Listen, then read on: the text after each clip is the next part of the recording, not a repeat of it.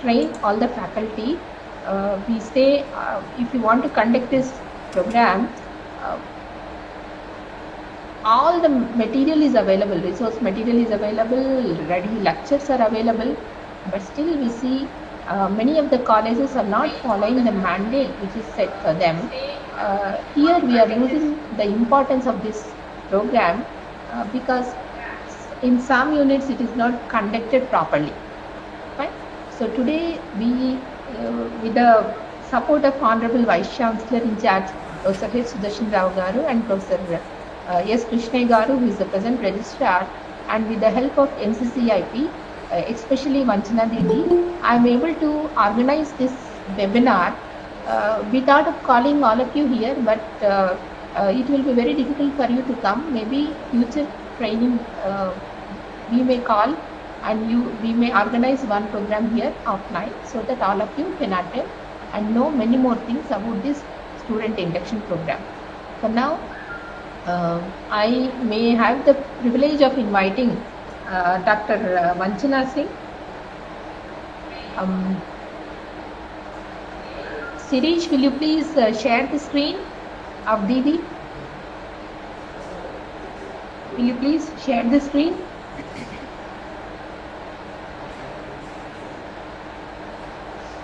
Okay.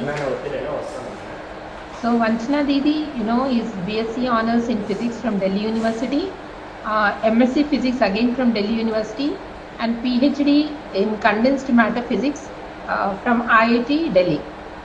She is an ex-associate professor Physics at Indraprastha Engineering College, Ghaziabad, Uttar Pradesh. Active member NCC, National Coordination Committee, Universal Human Values, AICTE. Currently involved in many UHV activities nationwide. So apart from this, she has a vast teaching experience in higher education for about 18 years, and she has published several research papers in high impact journals in the core domain of nanomagnetism, it's condensed matter physics. Since last 7 years, she has been involved in universal human values. She is an active member of AKTU Lucknow and voluntary member of NCC, UHV, AICTE. When we listen to Vanchana Didi, actually we have that soothing effect. Immediately we are very much attracted to her voice, attracted to whatever matter she is discussing with all. She is the very senior most person here in our UHV team, and fortunately I have been the regional coordinator for this student induction program for Telangana region and Andhra Pradesh, and I'm really indebted to CTE for giving me this opportunity. So now, Sirish, let us give a chance to Vanchana Didi to present herself. Of course, Sirish Reddy is my junior assistant in this Directorate of Faculty Development Center, JNTUA Anantapur. Hope all of you know me. Prashanti Madam here, basically a professor of mechanical engineering and presently Director of Faculty Development Cell. Of course, those who are new, for them I'm just sharing my introduction. Didi, can we go ahead, Didi? Ji, namaste everyone. I hope I'm clearly audible. Yes, Didi. So I'll share the screen from my end, and I would like to interact with all, keeping it a very informal kind of an interaction where everyone can participate. So you have your mics with you, and at any moment you can unmute by raising hand. You can put up your query so that we can have a direct interaction. Will that be fine, Didi? Yes, Didi, definitely, Didi. And one more information, we are streaming this in YouTube also. If anybody is not able to present, or if your colleagues ask you, you can share that YouTube link. Okay. Thank you, Didi. Let us go ahead. I hope the PPT is now visible to all. Yes, ma'am. So namaste everyone, and over here we all have gathered to look at the whole perspective which AICT is looking forward to through your cooperation at the institute level, how we can ensure this little but very crucial step in fulfillment of the aspirations that are articulated in NEP 2020. So as we proceed, let's try to understand what are we looking forward to with this 21-day or 3-week program, which is termed as the Student Induction Program. So let me just ask this to you all. You all have been introduced to Student Induction Program and might have been doing it in your college over the last 3, 4, 5 years. So let me just check. Are you being able to conduct a 3-week program, or it is usually less than 3 weeks? So you can just put your responses in the chat. If it is a 3-week program, you can put 3 weeks, or else less than 3 weeks. So you can just put less than that, so that we can have some idea regarding how it is being conducted in the colleges currently. Through the academic curriculum, we have to keep this 3-week pool for the students available. I hope the chat is accessible to all, and you all can respond in the chat regarding what I am putting forth as a query. Whenever we look forward to this Student Induction Program, let's check what are we getting as our students. These students who are coming to us in a professional course have gone through years of strenuous preparation. During that duration, they were mostly cut off from their social life, from their recreational activities. There was a lot of pressure on them. Now, when they come to higher education, like engineering or any kind of professional degree, we want them to blossom in all possible dimensions, which means as an institute, we all are working towards ensuring a full persona development of every individual, aren't we? Let's check. Now, this Student Induction Program is designed for a smooth transition from this school environment, which is very much closed, to this higher education environment where everyone can take up their own set of challenges and blossom. And that is the first initial step, where through the induction program, we are laying the right kind of bed for them so that every individual blossoms to the fullest.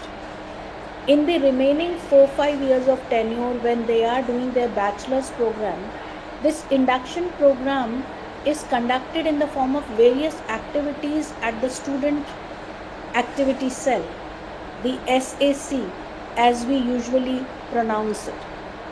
So the various objectives of the induction program to begin with is that let us allow them to be familiar with the ethos, with the culture of the institute.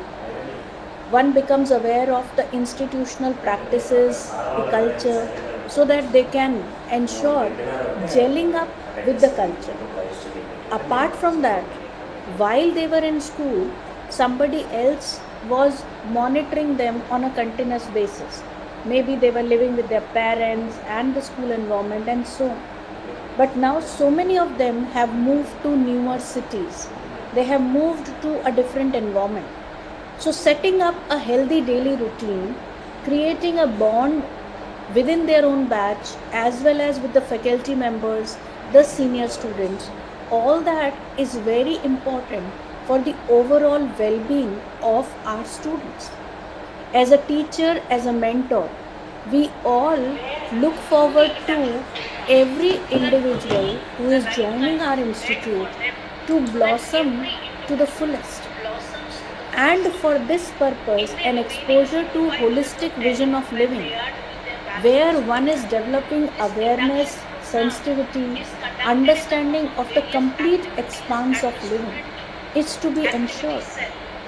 Facilitating new bonds with the peers, with the seniors who are going to be there during their college duration and beyond, and helping every individual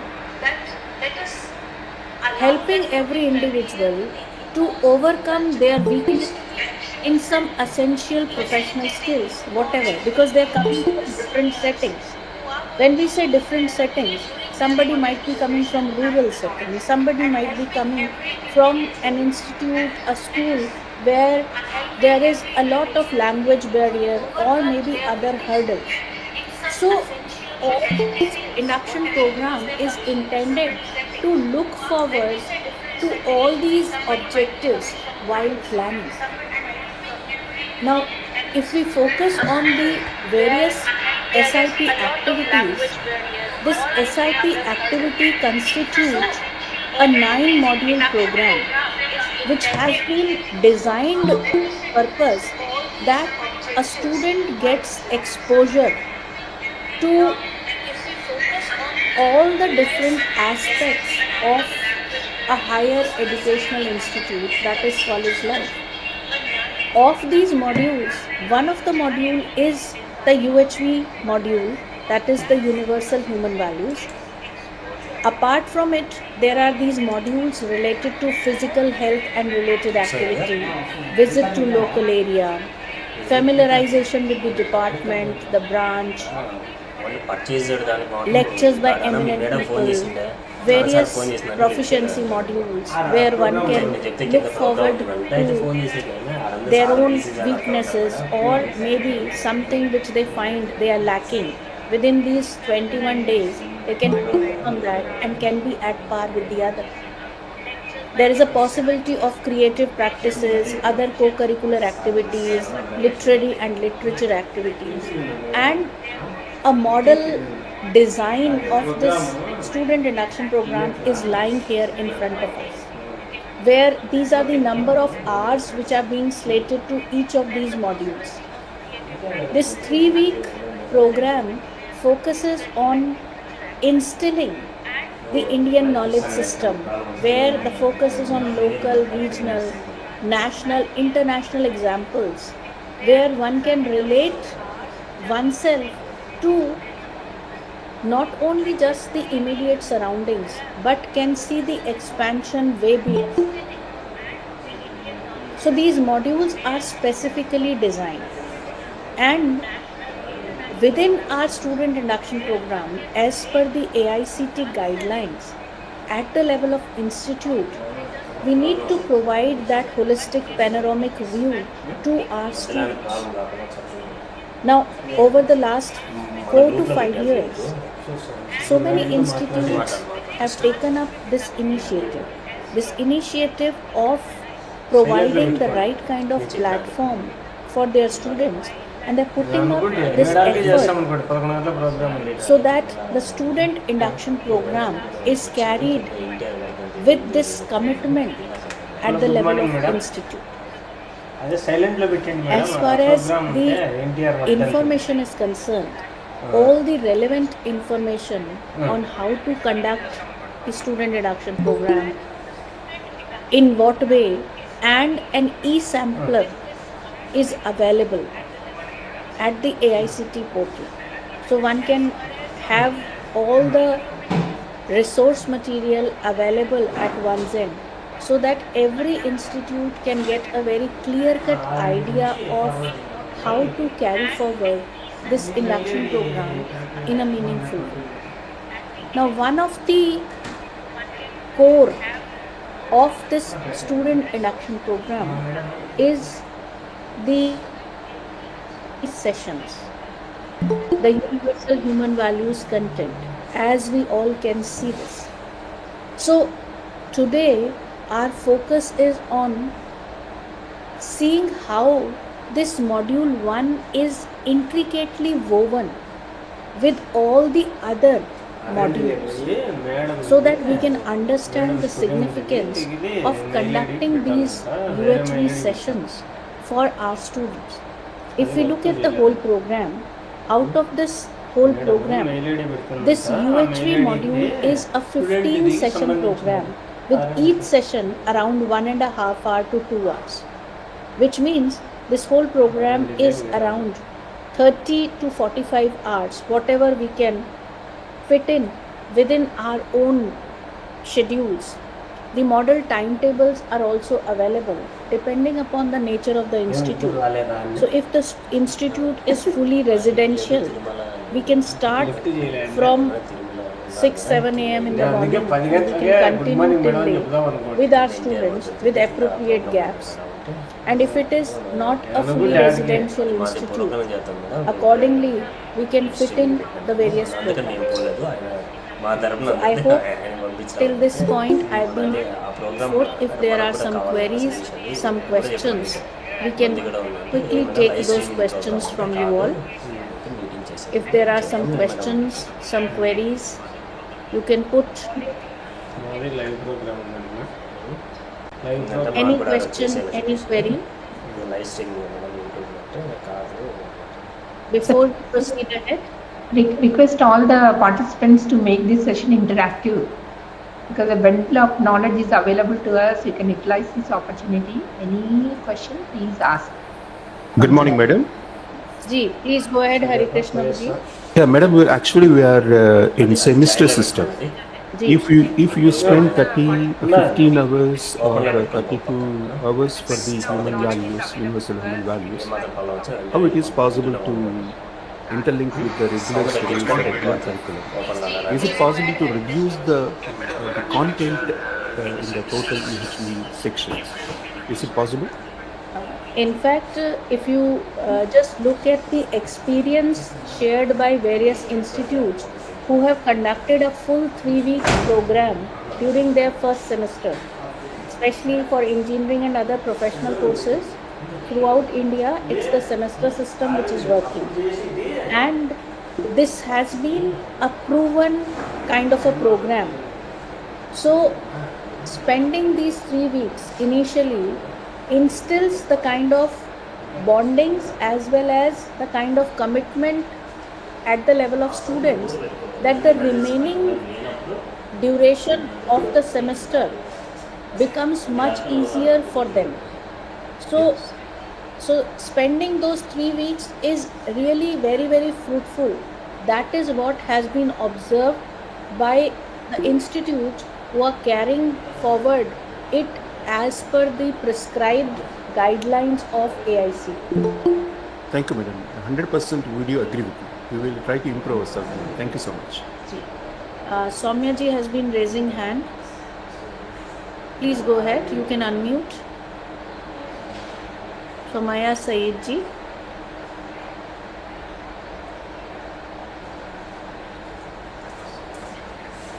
You are raising hand. If you want to say something, inquire something, or put up your own viewpoint, please go ahead.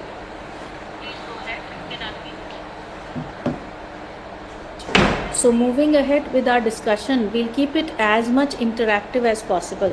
Let's understand how these sessions are interconnected. Starting from the session 1, where we try to know our own students. As far as this induction program is concerned, the ideal situation is that with every 20 students, we have a mentor, if that is possible. And for that matter, right amount of preparation at the level of faculty is also needed.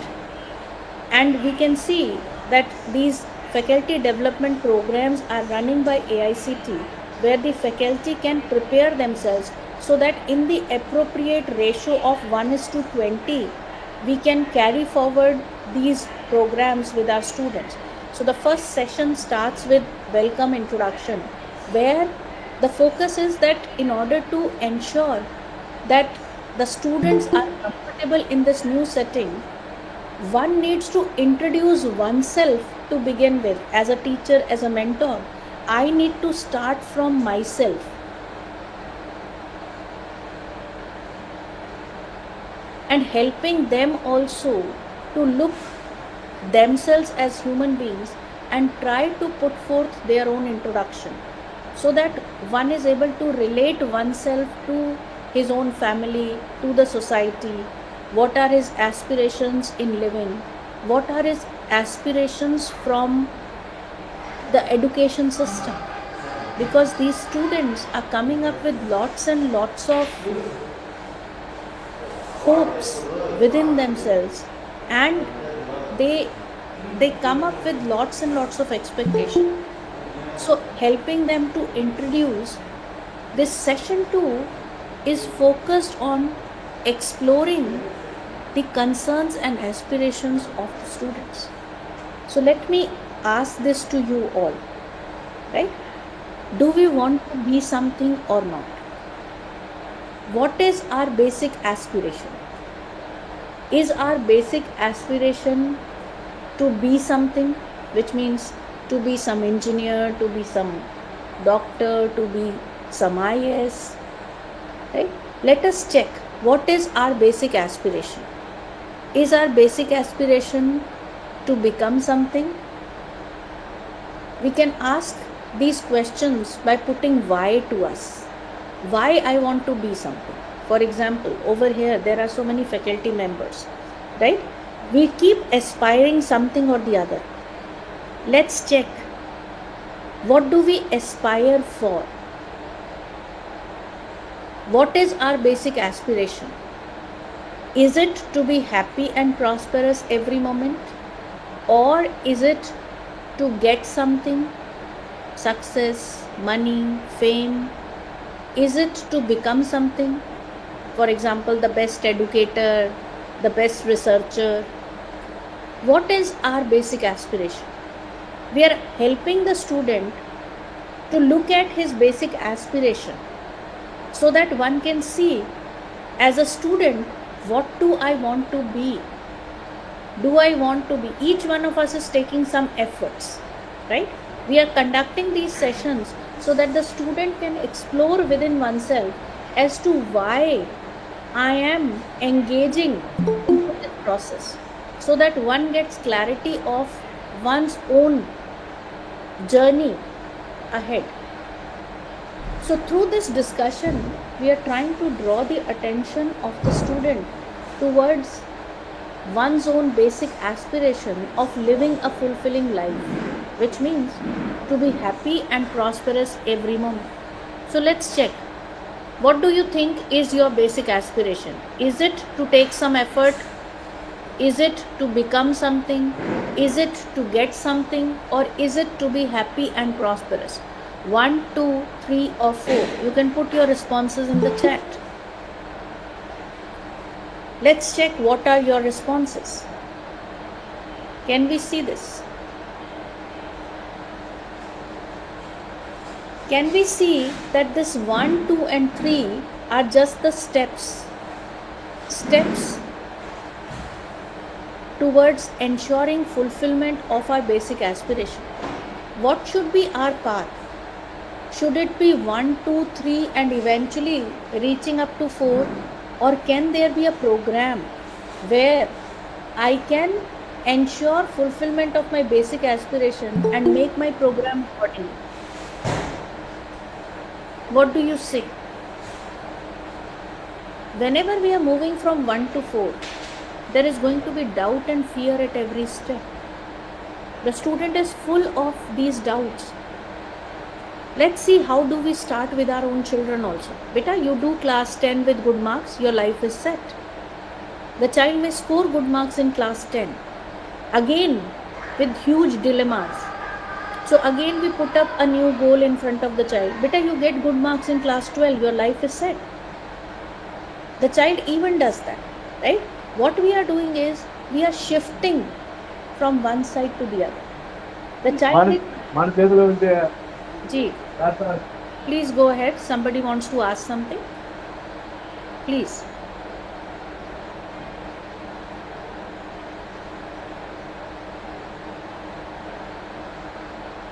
Some disturbance, Didi, I think. Nothing. Okay. So now we need to help the student to look at one's own basic aspiration. Now the only thing is, if I am able to look at my own basic aspiration, only then will I be able to facilitate the other. So we need to check it for ourselves.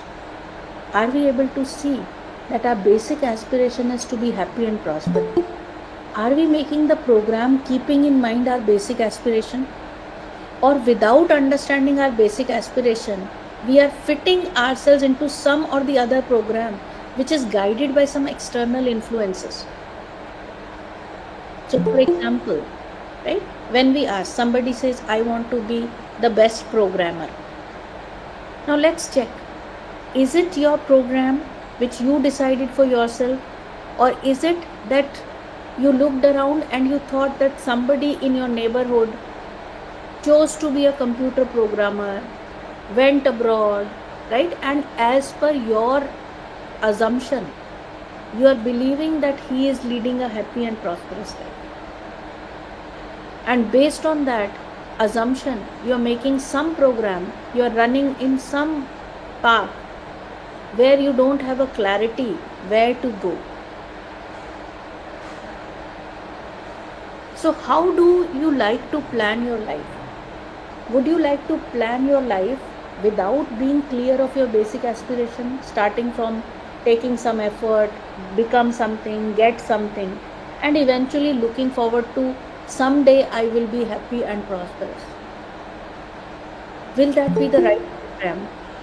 Or develop clarity about your own basic aspiration. With that clarity, work out the steps backwards. What do you think is more fulfilling? Now, when we are discussing this with the students, we are helping them at this crucial stage, making the right program for themselves. Instead of feeling trapped, that look, I thought I would be able to do this, I end up not being happy and prosperous. So what would you like to plan for your own life? Plan the steps without being clear of your basic aspiration, or developing clarity of your basic aspiration, that is, every one of us wants to be happy and prosperous, and then working out the steps. Let's check. If I have clarity about my basic aspiration, my destination is fixed. I want to be happy, I want to be prosperous. I will evaluate my current state. If I look at my current state and I find that currently there are times when I'm happy, there are times when I'm not happy, I will start taking directed efforts. Directed efforts which will direct me towards my aspiration. But if I'm not aware of my goal, if I'm not aware of my basic aspiration, I may keep taking some or the other effort without any clarity. I can sit in the car, but let's check. Do we decide where to reach first? Or do we just start without deciding where to reach? We may keep roaming throughout the roads, but if the goal is not clear, can we ever reach anywhere? What do you say? Unless and until we look at our own basic aspiration, which is very much finite, definite, which doesn't change, I cannot decide the direction of my efforts. Once I'm clear of my aspiration, I can plan the steps accordingly that will connect and lead to fulfillment of my basic aspiration. What do you think? Is this clarity needed for every student or not? You can put a yes or a no in the chat. If there are some questions, queries, we can definitely take that in between.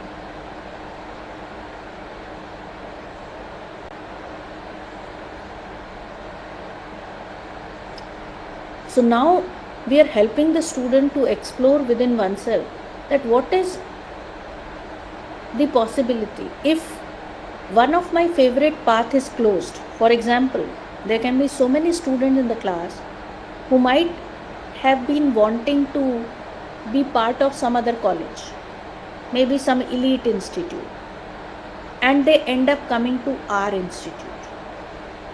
Now let's check. Can we see that our basic aspiration is very much definite, and every one of us as an individual is trying to take a path for that? Now if my favorite path is closed, Maybe I'm not able to reach to some elite institute, whatever I was expecting for myself. And I ended up being in some other institute.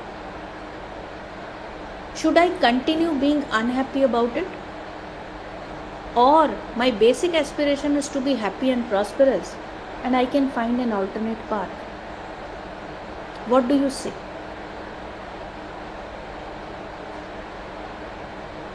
Can I find an alternate path, or I can continue being unhappy about not being able to make to the so-called institute which I was planning for myself? What do you say?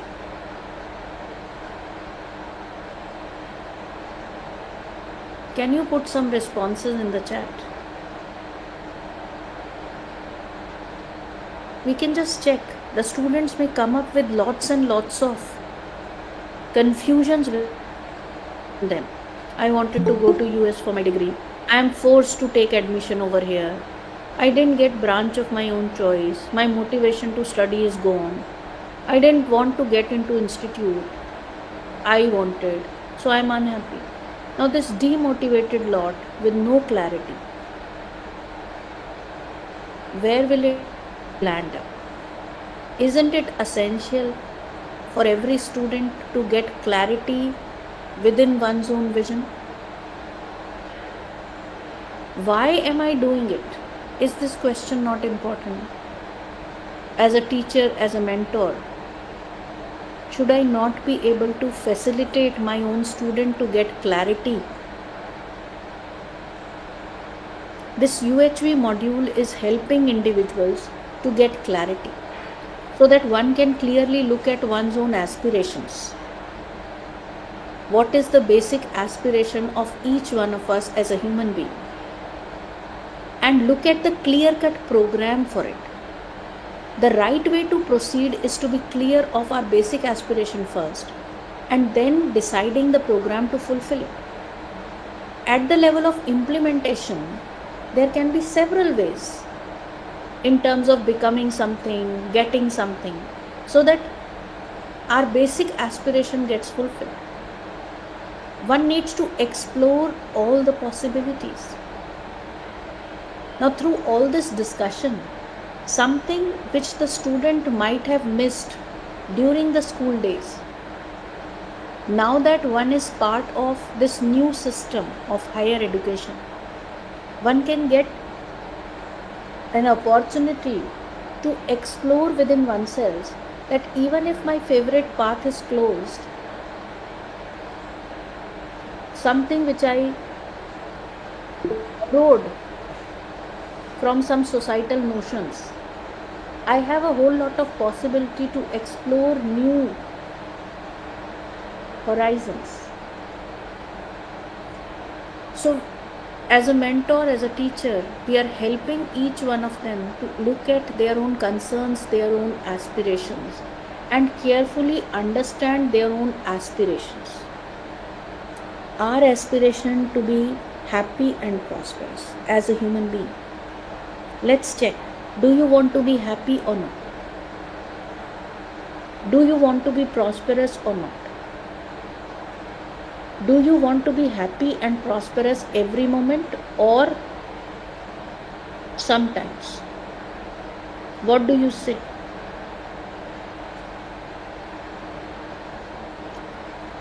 So, helping a student to look forward to these proposals.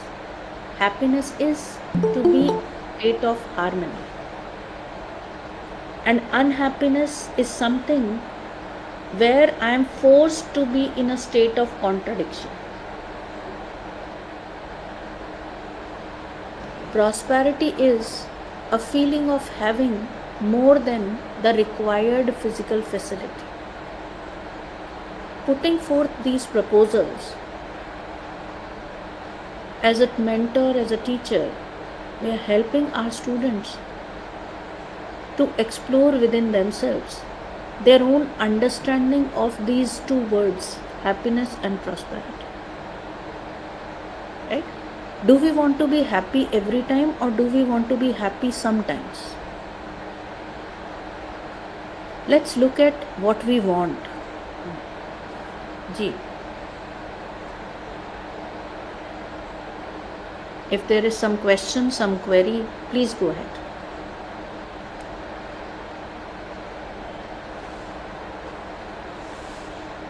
Any question, any query?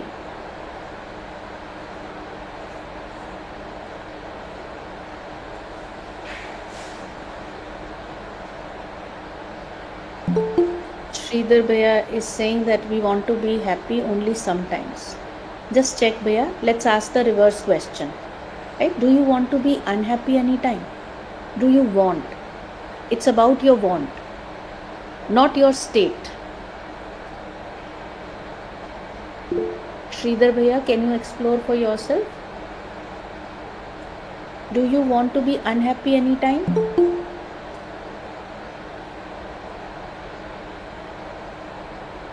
We can just check. Do we really want to be unhappy anytime? Or is it that I may be unhappy, but I don't want to be unhappy? Can we see the difference? I don't want to be unhappy. I may be unhappy at this moment. This is my state.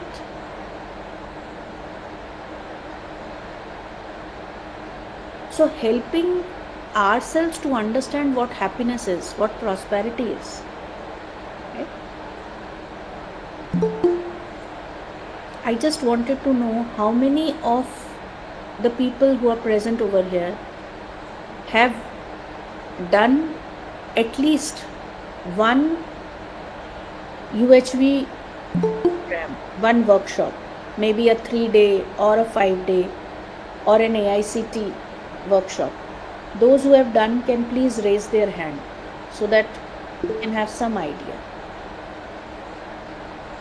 I just want to know how many have done at least a UHV 1 program. What I can see is some 7 people are raising hand. Rest people have not gone through any UHV program, is it?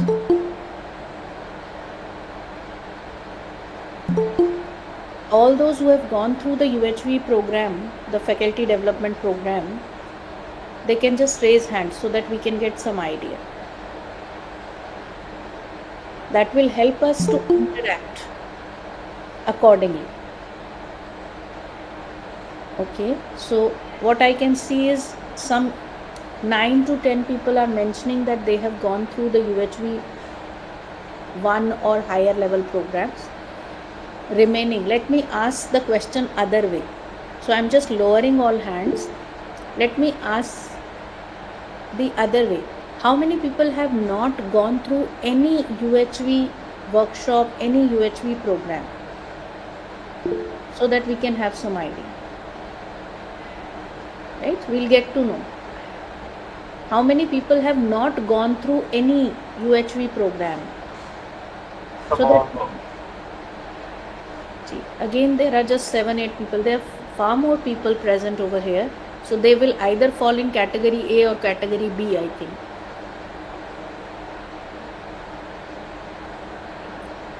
Those who have not done any UHV program, if they can please raise their hands. Okay, quite a number of people have not gone through the UHV program. Okay, really appreciate that you have been able to put that. Thank you very much.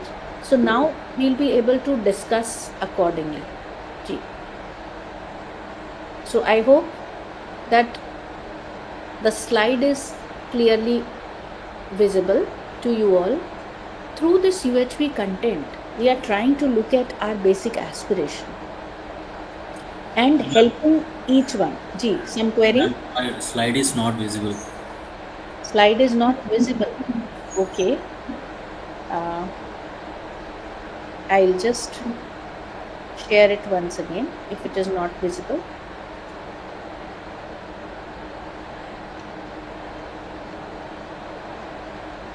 Is it visible? Yeah. Yes, ma'am. Yes, Didi. So let's ask this to ourselves. Do we want to be happy or not? What do you get as an answer? A clear-cut yes? Yes, ma'am. Very nice, Priya. Thank you for responding. So, every one of us want to be happy, and we want to be happy every moment, right? Now, let's check. This happiness is to be in a state of harmony, something which I want every moment, which is different from excitement. Now, can we be in the excited state in continuity? Is it possible? No, ma'am. Right. Which means excitement and happiness are two different things. I may make some program for excitement, but there is no continuity.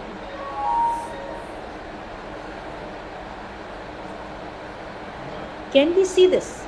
But I want to be happy every moment. I want to be prosperous every moment. So, for a student also, if we are able to draw the attention, right, that is what we are trying to put forth in the student induction program, where the student starts looking at what is the focus of my living.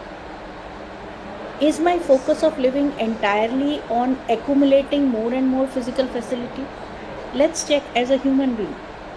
Will physical facility only suffice for each one of us? Which is very important for us to observe. Right? For example, somebody gives us this option. A genie comes in front of us and gives us this option that look, you have an island with all the physical facilities available there. You don't have to do anything. The only condition is that you will not be able to interact with any human being at all throughout your life. How many of us would like to grab that opportunity?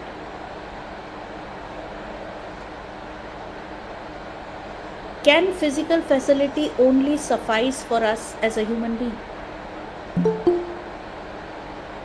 What do you think? No, ma'am.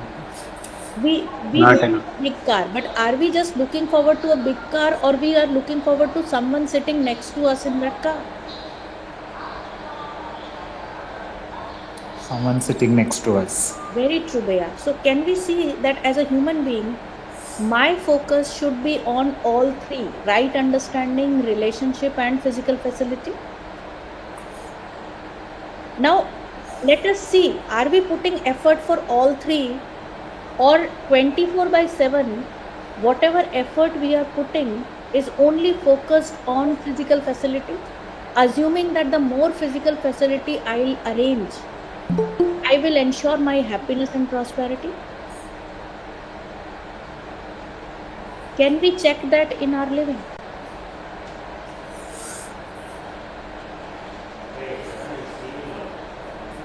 We all have spent 15, 20, 25 years into the process of education to acquire some skill, so that by the end of that process, we are able to earn our livelihood. Now, that is the effort that we have taken for physical facility. What effort are we taking to ensure fulfillment in relationship? What effort are we taking to ensure right understanding? Are we assuming that these are things which will automatically come to us?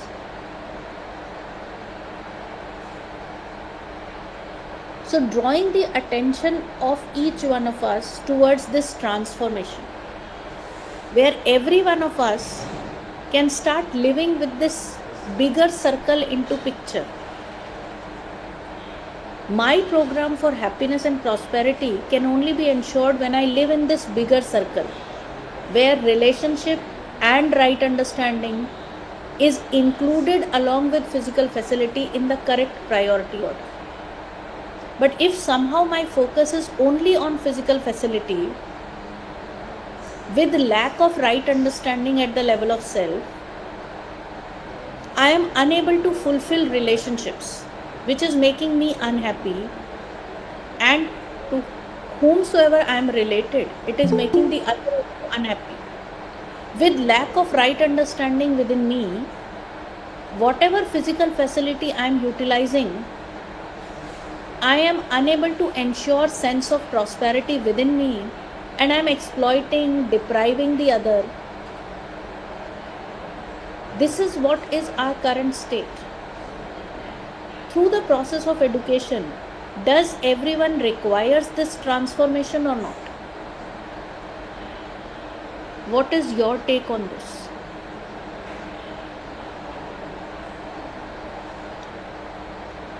Now the student who is coming at this crucial stage, we are trying to put this seed where one starts looking at one's own progress. What do I want in my own life? Do I want to live with my only focus on physical facility?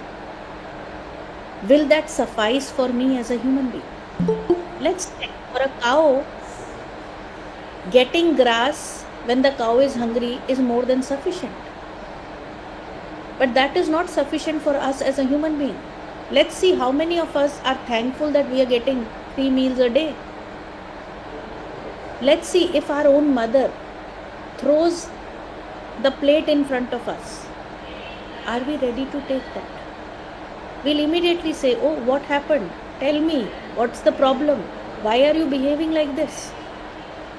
For a cow, there is no issue. Whether you throw the grass or you put the grass gently. If the cow is hungry, the cow will eat the grass. If the cow is not hungry, the cow will not eat the grass. But for a human being, relationship matters. So for a human being, if my time and effort is only going for physical facility, will it ensure fulfillment for me? I can check that. So do I need to ensure this transformation or not? Is this question important for me? What is my understanding of development? Do I always talk about more and more infrastructure means more development? Now this infrastructure is physical facility. As a human being, will physical facility suffice for me? And these are important questions. Now through all this discussion, we are helping each one of us to look at what is our desired state.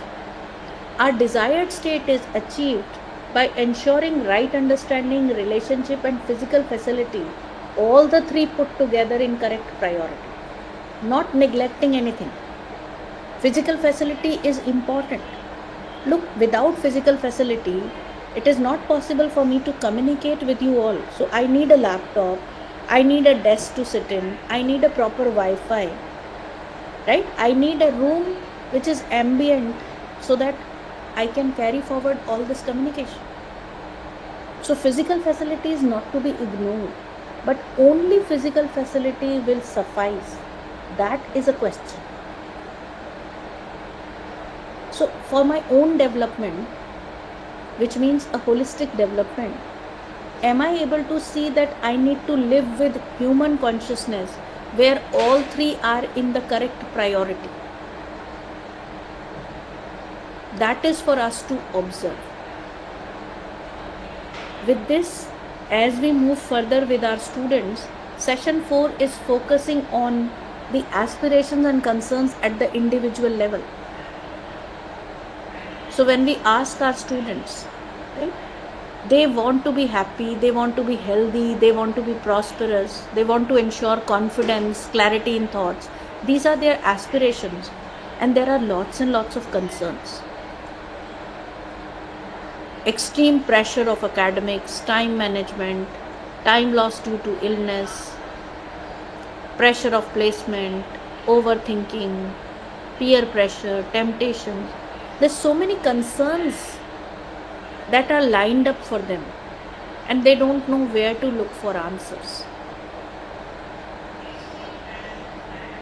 With that cluttered state, we are loading them with lots and lots of academic burden, expecting that they are going to perform to the fullest. Will that really happen?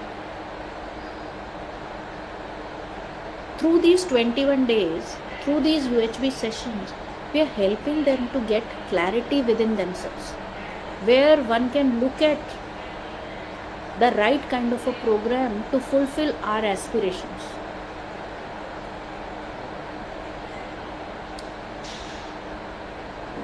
To fulfill our aspirations, we need to ensure right understanding at the level of self.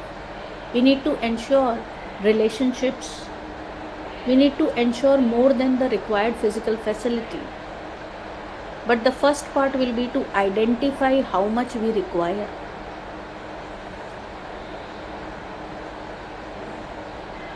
Is it not the domain of education to ensure right understanding? Or the domain of education is only to equip with the skill set?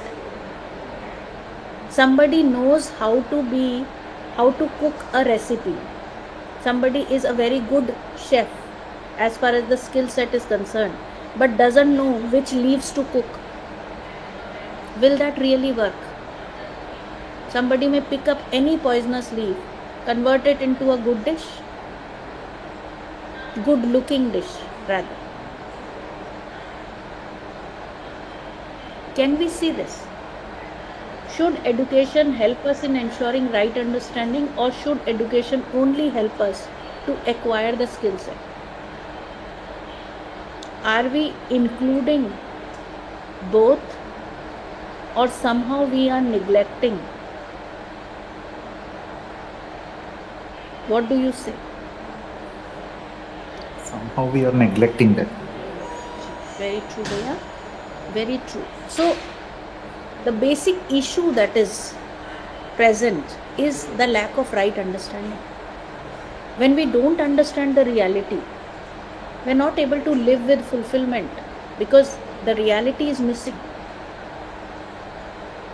In order to resolve our concerns, we need to understand the reality so that the concerns are resolved. If we are not clear, we are making very topical kind of a program.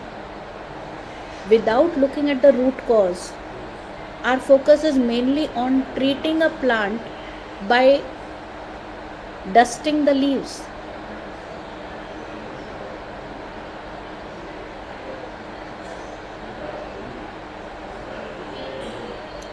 So trying to look at ourselves as a human being. As a human being, I and body coexist. These are two realities. Self coexisting with the body. The more I am aware of this reality, the more I am able to live with awareness.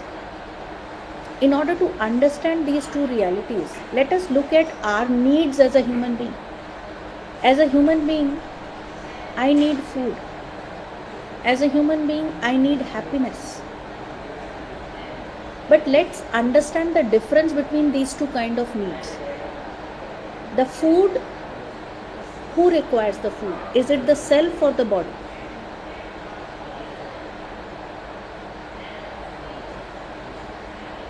What is the purpose of the food?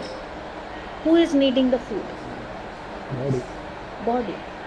So when we look at the needs of the body, whatever is needed by the body is material and is required with gaps. It's temporary. So I require breakfast, I require lunch, I require dinner, but I can't make it continuous. Can I really have my food in continuity?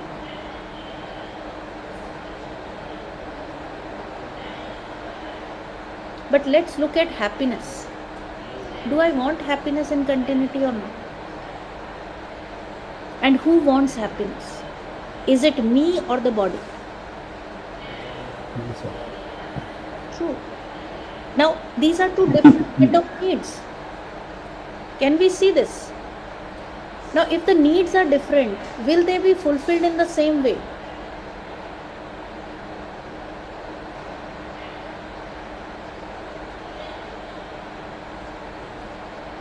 Can the way in which we fulfill the needs of the body be the same as the way we fulfill the needs of the self? Or if the needs are different, the way in which they can be fulfilled is going to be different. What do you think? Whatever is needed by the body, let us check. Do we need air for the body or for self? Who needs air?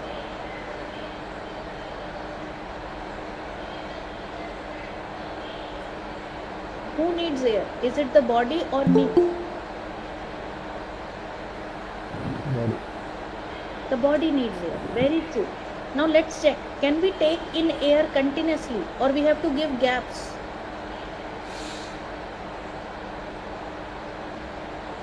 You need to give the gap, man. Very true. So let's check. Anything needed for the body is with gaps. It is in limited quantity. At one moment, I can only take specific amount of air. Unless I push out back, I cannot take air again. So anything related to body is intermittent, temporary, while anything related to self is in continuum.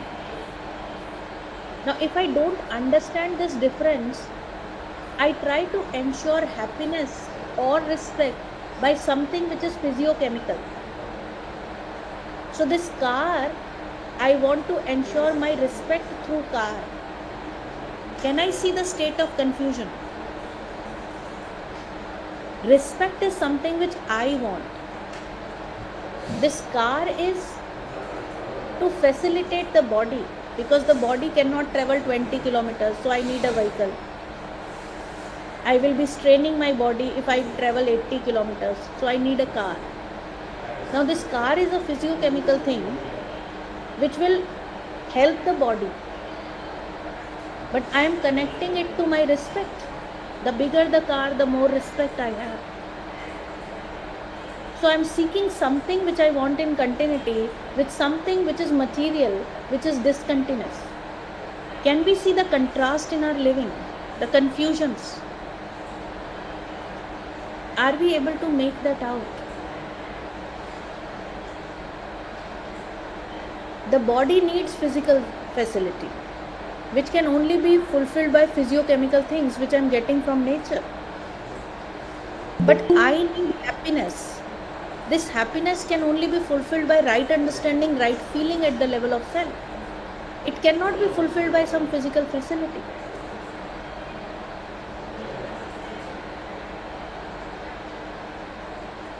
Now, we are trying to draw our attention towards what kind of a program we are making for ourselves. Are we making the right kind of a program? Let us check, right? So suppose I am fond of rasgulla. Now the first rasgulla that I put in mouth, I feel that I am happy about it, right? Now the second rasgulla, the third rasgulla, let us see somebody puts 100 rasgullas in front of me and starts forcing me to eat the rasgulla. Will that rasgulla be a source of happiness for me or now becomes a source of pain for me? It's a kind of a pain, ma'am. True. So physical facility is for the body. But if I associate my happiness to something physical, do I really understand happiness? Without clarity of what happiness is, whatever program I make, will that program suffice? For example, if you're sitting in a room, but you don't know where the door is, you may bang yourself n number of times with walls to check out how to get out. Once you know where the door is, do you ever make mistake? Every time you get up and you easily move out of the door. As long as I'm not clear of the reality, I end up doing n number of mistakes. Do I want to do the mistakes? Or these mistakes are indicators of my ignorance, of my lack of right understanding? Can we see this?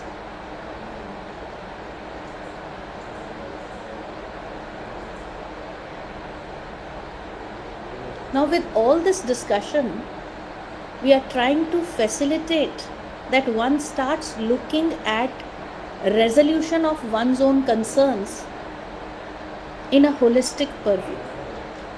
For example, one of the biggest concerns is peer pressure for the students. Even this peer pressure is mounting on each one of us. Number of research papers. We all want to be accepted by others. We have this natural acceptance to be accepted by others. But if we are not having the right way out, we end up either copying the other or maybe being rebellious. So within the students also, right? Different people coming from different settings. So under the influence of peer pressure, either we give in to the peer pressure, which means we start aping the other, or else we start rejecting the other. None of the ways really work. It brings disharmony within us.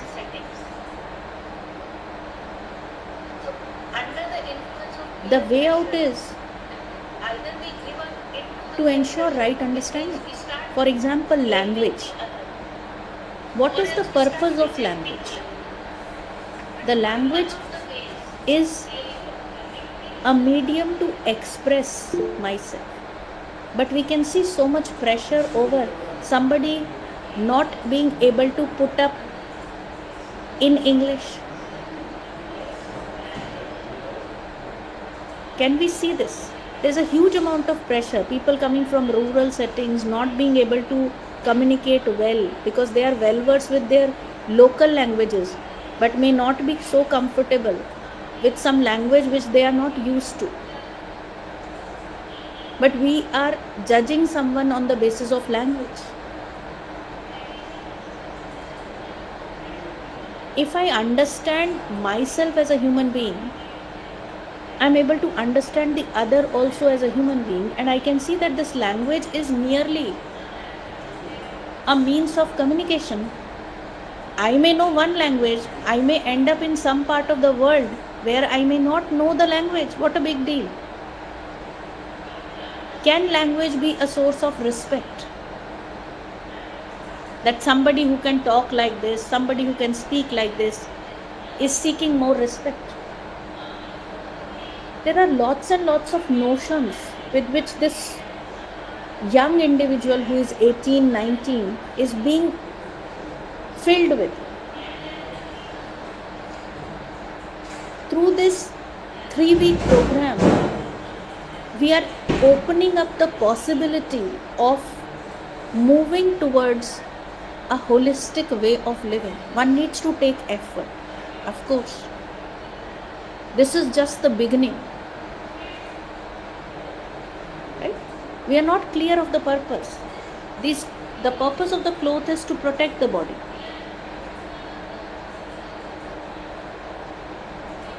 Without having this clarity, we try to seek attention from others. Can this seeking of attention from others ensure my happiness in continuity?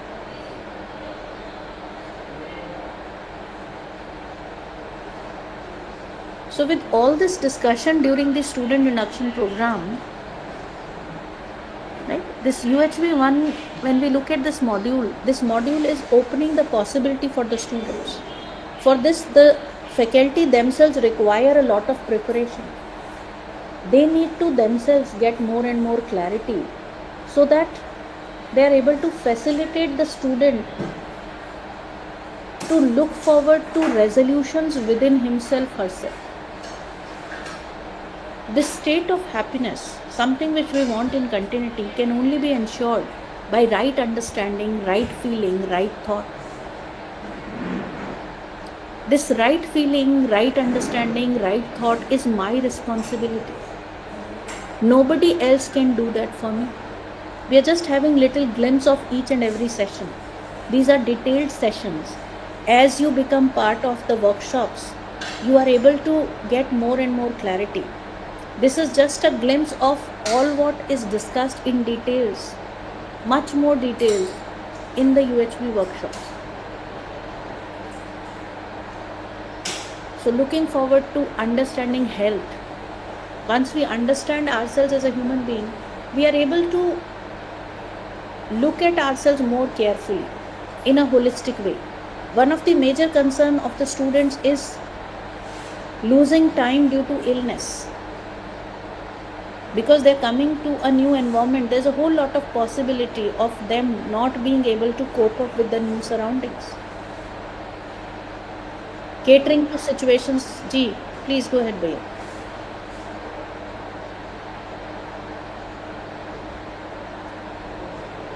You were putting some query, Bhaiya? Please go ahead.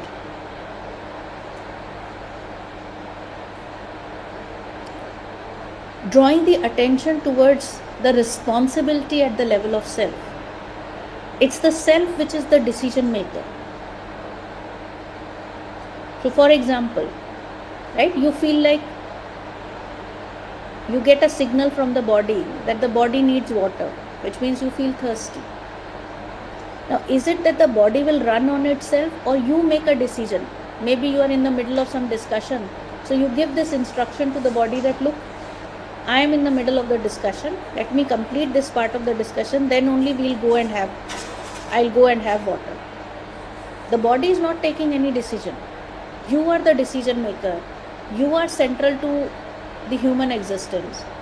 So when you ensure the feeling of self-regulation, that's the feeling of responsibility towards the body, to nurture it, to protect it, to rightly utilize it. An outcome of it is that it ensures health for the body. All these discussions that we do are helping the student to look at oneself with this holistic perspective, to make one's own program. Within one's own capacity, one can make the right kind of a program without having dependence on external sources. So looking at the program for health, which starts from intake and daily routine, labor and exercise, postures for regulating internal and external body organs. We have to check what kind of a program are we ensuring. The moment there is a little headache, are we popping the pill? That's the first step that we took. Or we look at that somehow there is less oxygen going to the brain, so I need to enhance my oxygen level. That's why I'm having a headache. So breathing rightly, taking water. If you take less water, you end up having a headache. So are we looking at the complete program for health, or our focus is just on popping a pill? Will that really work? So understanding ourselves as a human being, as a coexistence of these two realities, self and body, where I can see that this body is my instrument. The physical facility that is required is in a limited amount to nurture it, to protect it, to rightly utilize it.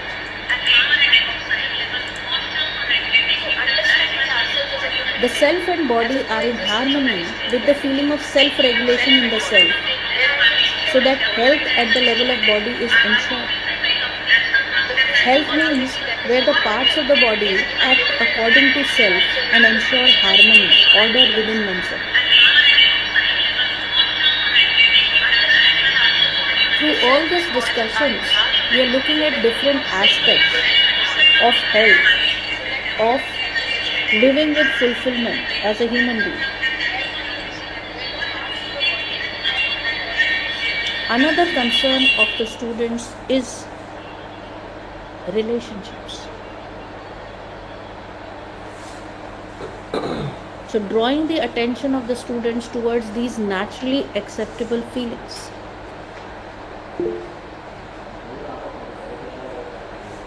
Let's check what is naturally acceptable to us. Feeling of trust or feeling of mistrust? Do we really talk about right feelings, or we assume these feelings will be automatically understood?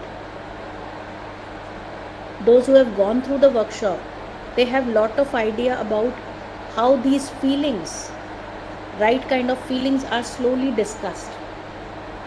With the students, when we discuss it, it helps them to resolve their own issues issues of mistrust, anger, fear in relationships. With trust on intention, one is able to get rid of the root causes of such issues. A full course, that is UHV 2, helps one to get more and more clarity, but UHV 1 is laying that seed for the student, so that the student, when comes to the higher semesters, is prepared to take up UHV 2 with that commitment, that I am looking forward to living with more resolution in my living. So this induction program is helping them to look at their own issues, try to see why this anger is coming and what is the solution to this.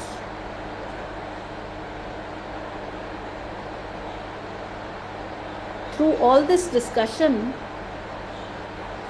we are helping them to understand oneself with more and more clarity.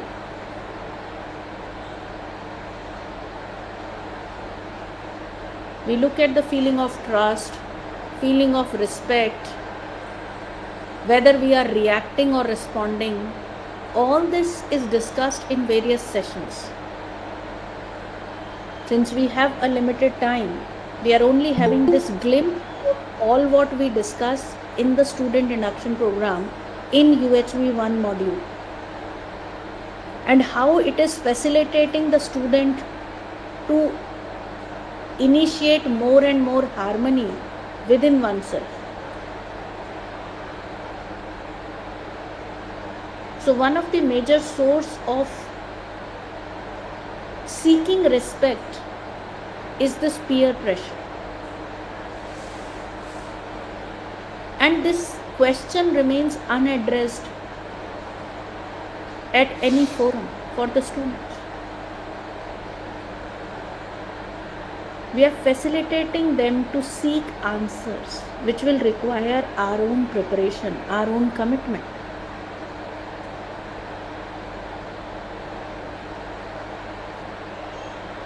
As we proceed with each session, we try to get more and more clarity. We try to facilitate them with more and more answers to understand these naturally acceptable feelings of affection, care, guidance.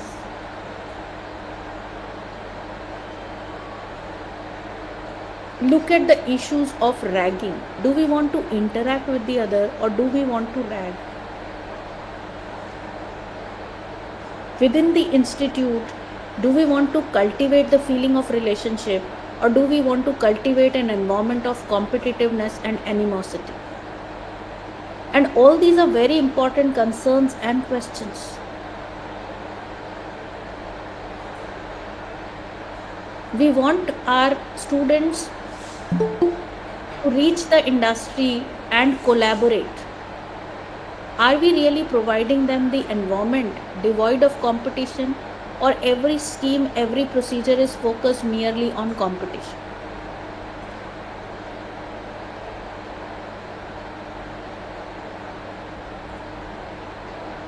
There's a lot that we can discuss. Discussing the right kind of feeling. Are we able to see the gratitude?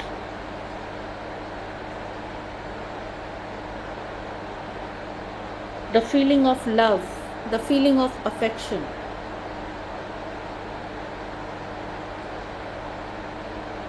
This whole discussion helps them to look at, are we really working for comprehensive human goals, or we are just managing in the curriculum with lots and lots of assumptions, like money is everything, accumulation by any means, domination, exploitation, fear.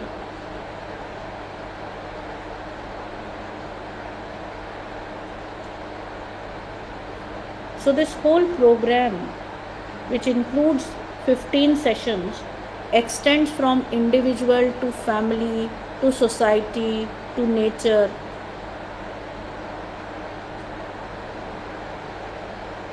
And over here, we are enabling everyone to look at the purpose of education. In this whole discussion, we have tried to give a glimpse of all what is put forth in the student induction program. Looking at the time, I'm holding this discussion and we can continue having more fruitful discussion in more times to come. If there are some queries, some questions, we can quickly take those questions, because today we tried to put all this in a 1.5 hour slot. So if there are some questions regarding the student induction program, the impact of all this can be clearly seen on the students. These students over a period of time are able to ensure the right feelings within themselves, and with those resolutions that they are going to take forward within themselves, they are able to focus more on their own studies, on their own commitments. They are able to find socially relevant projects for themselves. So we can see the complete expansion if we are able to ensure that vision within our own program. So with all this discussion from my end, if you have some queries, some questions, we can quickly take that. Hello, madam. जी, madam please. जी जी Sridhar ji. Madam ये बात कर रहा हूँ, जब बच्चे कॉलेज में आते हैं उसको इतना समय चाहिए कि अलग एनवायरनमेंट है, कॉलेज अलग एनवायरनमेंट होता है, किताब अलग एनवायरनमेंट होता है, और सभी कुछ कपड़ा इनका अलग एनवायरनमेंट होता है, कल्चर अलग एनवायरनमेंट होता है. उसको ये लगता है अनहैप्पी लगता है. तो हम लोग कैसे उसको सॉल्व करेंगे जी? Hello madam. जी मैडम सुनाई दे रहा है मैडम? जी जी got your query भैया. ये बात है कि बच्चा जब आते हैं ना कॉलेज आते हैं ना बच्चे, उसको कपड़ा अलग है, एनवायरनमेंट अलग है, फूड अलग है, सब चीज अलग है जी. ये सोचते हैं कि जल्दी तुरंत एकदम चेंज होना चाहते हैं, तुरंत चेंज होना चाहते हैं. ये क्या है कि एकेडमिक प्रेशर बहुत दबाते हैं ना, और हम लोग क्या ये पढ़ना है वो पढ़ना ये कहते हैं. इसमें लोग प्लानिंग लैक ऑफ प्लानिंग एकदम फेल हो जाते हैं. उसमें प्लानिंग में फेल हो जाता है, जरूर होते हैं. Got your query भैया. I just wanted to ask, have you gone through any UHP workshop भैया? No madam, first time I am attending this one. What I would request all who are present over here and have not gone through any UHP workshop to please spare time and go through the workshop. Because when we are able to ये जो सवाल है, ये जो सवाल चल रहा है, ये सभी लोगों का सवाल है. ये बिल्कुल भैया, जैसा आपने इंडक्शन प्रोग्राम तो बता दे, ये अच्छी बात है, लेकिन ये हो रहा है कि तुरंत सवाल आंसर नहीं मिल रहा है इसका. तो जी भैया. So there are no shortcuts. That's what I'm telling. There are no. This is the problem. That is the problem. Hello, madam. Please go ahead. First of all, I express my sincere gratitude to you for providing the valuable information to us regarding the UHB. My question is that, madam, nowadays the students, who just passed the 10th class or intermediate, really they do not have the sufficient time to play something, to spend some time with the parents, to spend some time with the friends. Really they do not have. The institutes, 10th class institute, intermediate institutes are pressurizing them to learn, to practice, to mimic something and write the exams. And you have to clear the exams with 100%. That is their mindset. My question from my side is that after completion of the intermediate, why the JNTUA or UGC or higher education institutions like AICT couldn't conduct a course for them, like 1 month course? The reason is that really they do not know about the higher education and what is the higher education, how we can go, and what kind of things we need to improve our mind to choose our future like this. Because they do not know except about the BTech. If you ask anybody in Andhra Pradesh after intermediate what you do, their answer is only one thing: MSET or IIT or something. Most 90% they give the answer for MSET. So their mind is already 100%, I can say 95% polarized towards the MSET.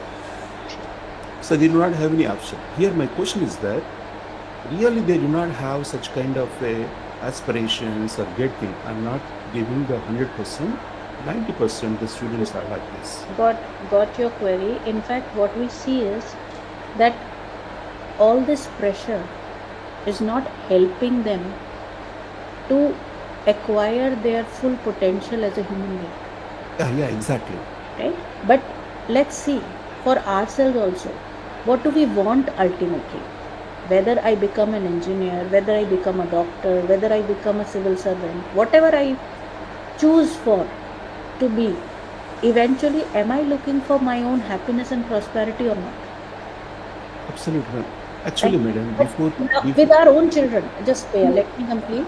With our own children, do we ask them to look forward to their basic aspiration, or do we just ask them this question, what do you aim to become when the child is 3 year, 4 year, 5 year, without letting them explore any possibility? And this is happening around us everywhere. And that's why looking at the right kind of a program which will help our students. So what I request from my end, looking at the time constraints, what I request from my end is at least take that first step where you spare some time so that you can understand what is UHV and further take it forward to the students. I suppose Prasanti ji wants to add something looking at the time. Ji, Prasanti ji, please go ahead. Didi, I just want to address the concern of Sri Hari Krishna. Yeah. Sri Hari Krishna Garu, in intermediate also, this UHV module is there. If you have observed in the first year, it was there. And the students are expected to go through that module, and they are even made to take a test also. Of course, it is not a credit based, or it is not having marks. It is upon us how we are implementing these programs. The government on its side, it is advocating for the students to know about themselves and to know about the various options available to them. Definitely, university is also taking care of doing all the things, but only what we are lacking is the response from all the colleges. We have, for your information, 4 coordinators for this, especially the SCR region. For example, if you take, 2 are from Telangana, Ishrat and Geeta Devi, and here we have Jagdish Babu Bellam, who is there in Madanapalli Institute of Technology. So everything is there, but even we are finding it very not encouraging for us to train the people in the UHV. When once the change is seen in us, then we can change the society. Okay, so efforts are being made. Hare Krishna Garu. Yeah, thank you, madam. Actually, we are very interested to conduct the MSET exam, JE exams, more exams now. Why the universities or AICT or UEC are not showing the interest to conduct a course like 2 weeks or 3 weeks for all the students? They have to clear that exam, like an introductory exam, so that they can acquire some knowledge about the UHB. I hope, because that's what I'm telling. It's already there, and it is, if you see how it is implemented in intermediate, you will understand what is happening in all the colleges. Okay? Thank you. And even here in our universities also, student induction program, all the first 3 weeks are devoted for this only, okay, to properly induce the students. Thank you for the information. It gives a lot of time for them to explore about themselves and about the surroundings. Didi, just one thing, Didi, may have the liberty of inviting. Actually, I'm very happy to see Professor Hari Krishna Oruganti. If you remember, Professor from NIT Warangal, who is also very senior most member in UHV actually. In NCCIP also is the member. So, sir, if you are there, can you share any of your thoughts here? Hari Krishna Garu, Hari Krishna Oruganti. Professor? Yeah, hello ma'am. Hello. Thank you, sir. Thank you for coming online. Didi, let us listen to sir. Sure. Please, sir. No, I mean, this is an initiative by the... Please, sir, please share. Am I audible? Am I audible? Yes, Nice to see you.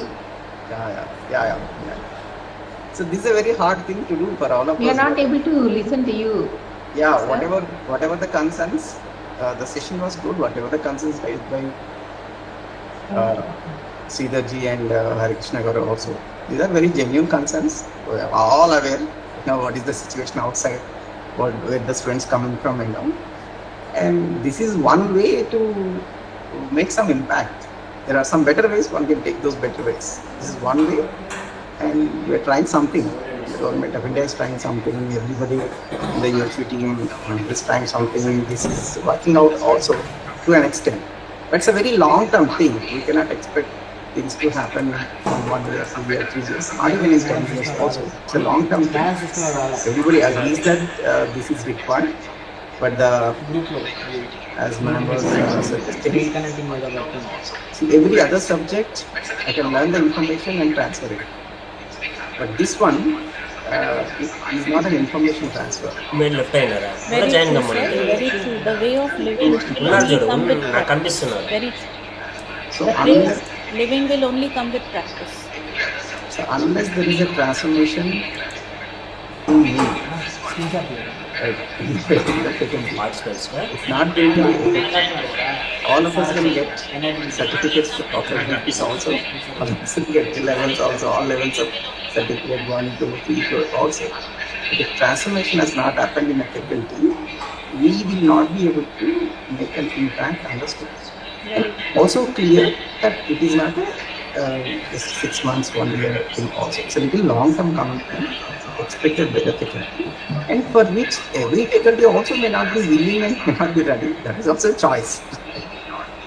As far as I am concerned, I feel my role as a faculty is to work for my transformation, and as with that as the my strength to be able to make some impact on the students, and that will be very genuine only when I myself do this. I'm talking about trust. I'm talking about respect. Am I respecting everybody?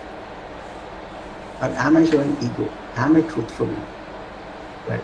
Do I have a higher purpose? Right? All these, very straight questions. First of all, we don't have answer. We don't have clarity. That change has not come in me. How are my relations with my colleagues? First of all, before I speak about this relationship, right? Do I have complaints on the college, in the department? So that is the only way I can see, and there are no shortcuts. But I watch for this way. It's the only way that is sustainable. It's a long-term project. So those who think that it can be solved overnight and all, that's not going to happen. But at the same time, you only think what can be the better thing. Ultimately, the transformation has to happen in everyone. So we have to keep trying, and I find this is one of the ways. So we are also at a native Warangal. We have been implementing it from 2018. So, like a good number of faculty coming forward from each of the college on a voluntary basis. In fact, if that happens, it will be ideal. It's not a voluntary basis. At least staying connected with the human values on a voluntary basis, actually at a personal level, will matter so much. So we have been having in-house FDPs, getting some resources. Like there are FDPs, so many FDPs by the ACT, they are doing it. But we felt as a college we had to do it much faster. So we had took out time, prioritize, and had many faculty go through this. About 100 plus, in fact, have gone through these programs in our institute. Before this, some changes comes in the students. First of all, there's a lot of change that comes in the faculty. First of all, right? Particularly in the relationship among the faculty, and many things happen. And it's a joyful experience to be part of it, and to be able to do such things as a faculty. It's very satisfying. And at the same time, these are not any sacrifices we make. These are not any extremely difficult things. I feel whatever investment I'm done in this direction for myself or the institute, I will enjoy and got more benefit than what the efforts. It's only a matter of doing things a little differently because all of us from engineering, science, and different backgrounds, this sounds a little different and it's completely a different kind of activity where you do with the heart, not for the record of commercial purposes. It's altogether different league. Please explore. Those who are not attended, please attend the online FDPs, but offline is much preferable. A lot of impact is there. It is actually equally difficult for faculty also. I can see that because they are also under a lot of pressure, a lot of constraints. But that's how the current situation is. Whoever can make an effort, please make it. That's it. Thank you. Thank you. Thank you very much, sir, for your kind remarks. We'll be in touch with you, and we will like to see someday how you are implementing this program in Ananthapuramu, because there are a lot of questions like how to incorporate in our schedule. Most of the times, for us, as we have seen in AP or Telangana, the 3 weeks are not available for complete conduct of this SIP program. So what we suggested generally our faculty is that you can, what important points like maybe the visits or maybe some other sessions may be postponed, but try to concentrate on industry and the general introduction to the institution and the visit of the places nearby and health concepts. So that it will be really beneficial for all the students. So somehow we have to conduct within the time given by our actually our Telangana state government. So we are trying our best to do this, to make it a success. Hare Krishna Dada. Didi, over to you, Didi. Manjuna Didi. So any more questions? Ji. Yeah, any more questions from the participants?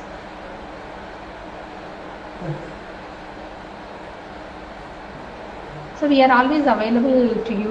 Our mail IDs and phone contact numbers are available in the ACT web portal. And we do get many calls regarding many aspects of this UHV and student induction program. Anything, Didi, to close program? Okay. So thank you. Thank you, madam. Thank you very much, Vanchana. I know you are very busy, you said, but still sparing your valuable time for all the faculty members. Actually, we had only the limitation of having 100 members for this meeting, but for that reason we have shared that YouTube link where we also have many of the people joining.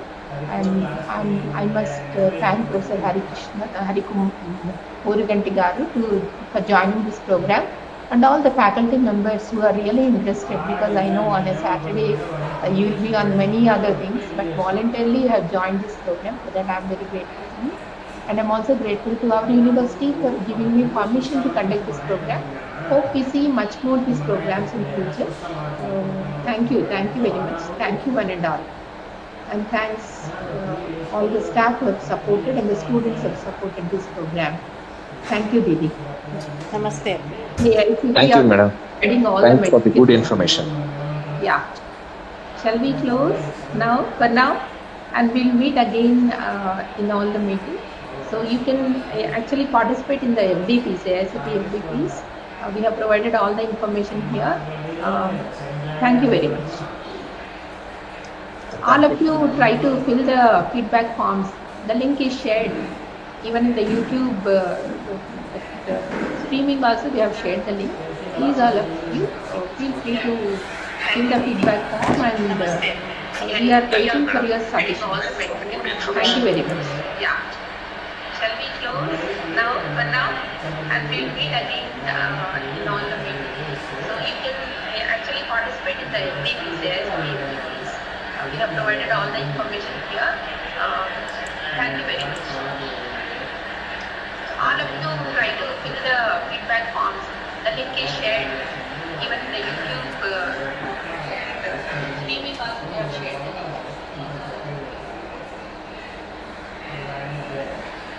link.